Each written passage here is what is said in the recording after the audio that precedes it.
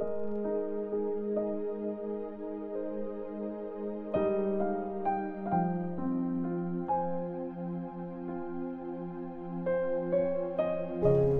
chapter 16.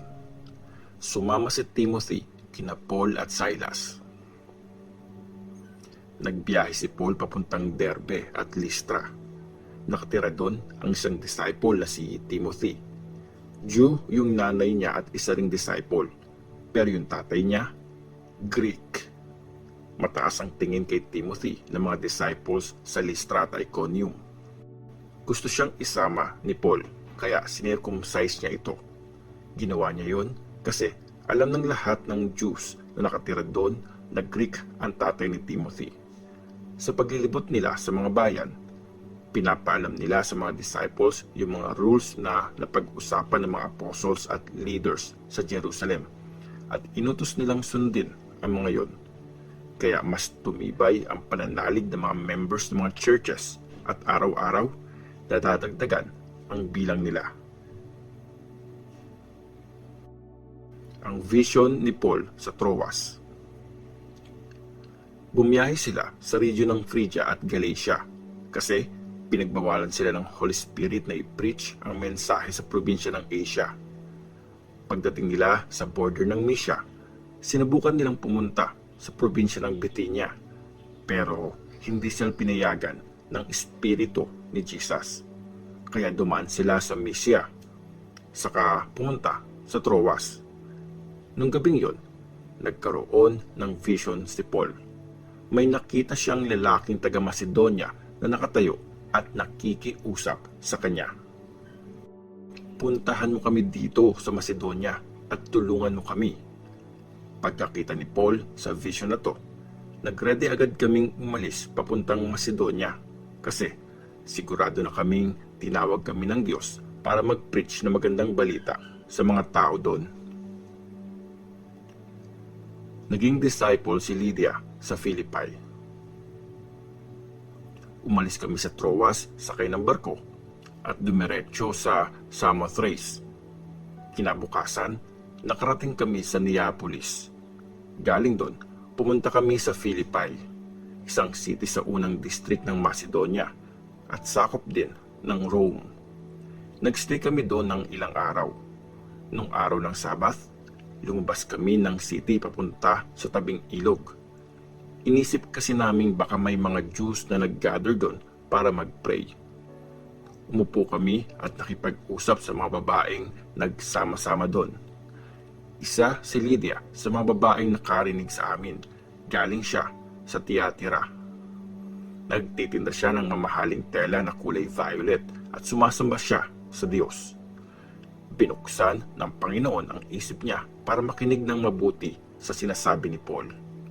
Nung nabaptize na siya at ang mga kasama niya sa bahay, niyaya niya kami at sinabing, kung kinoconsider niyo na ako na totoong disciple ng Panginoon, tumuloy po kayo sa bahay ko at magstay muna doon.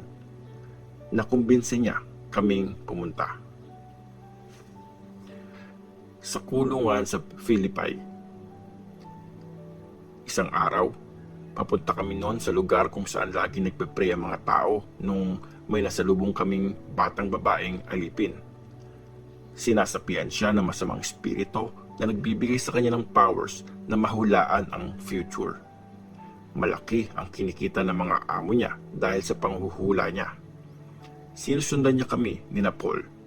Tapos sinisigaw niya na lingkod ng kataas-taasang Diyos ang mga taong ito. Sinasabi nila sa inyo kung paano kayo maliligtas. Ginawa niya to sa loob ng maraming araw hanggang sa nairita na si Paul. Hinarap ni Paul yung babae at sinabi niya sa espiritu, sa pangalan ni Jesus Christ, inuutusan kitang lumabas sa babaeng ito. Pagkasabi nun, lumabas ang espiritu sa babae. Nung na-realize ng mga amo ng babae na nawalan na sila ng mapagkakakitaan, sinunggaban nila sina Paul at Silas at kinaladkad sa plaza para iharap sa mga officers.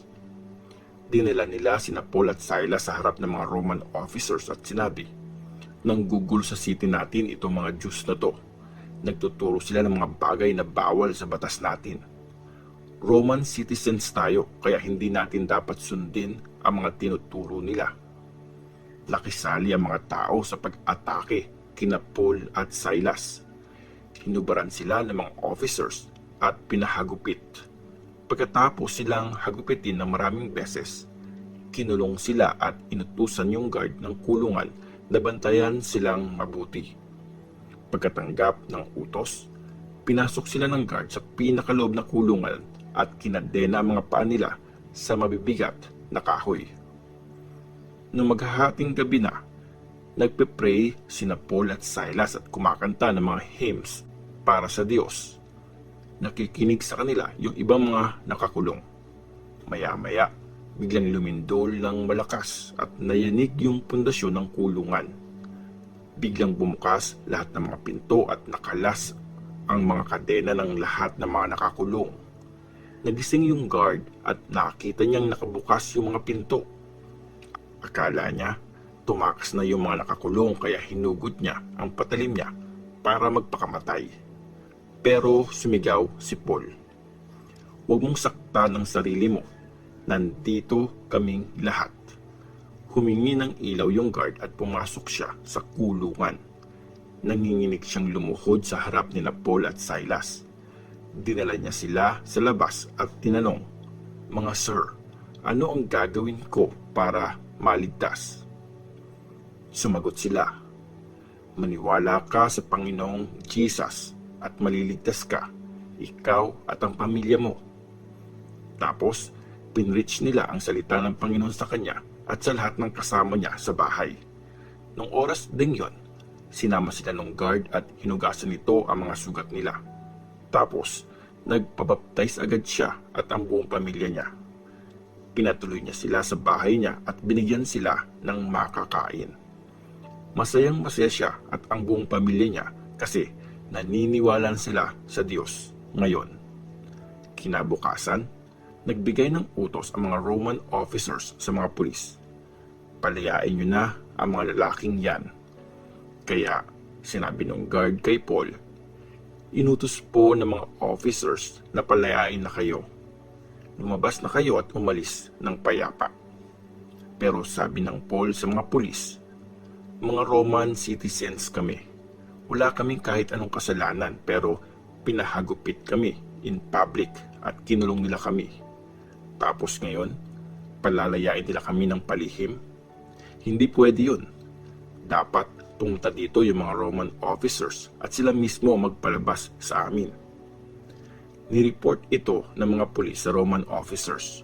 Natakot sila nung marinig nilang Roman citizens sina Paul at Silas. Kaya pumunta sila at nagsorry sa dalawa.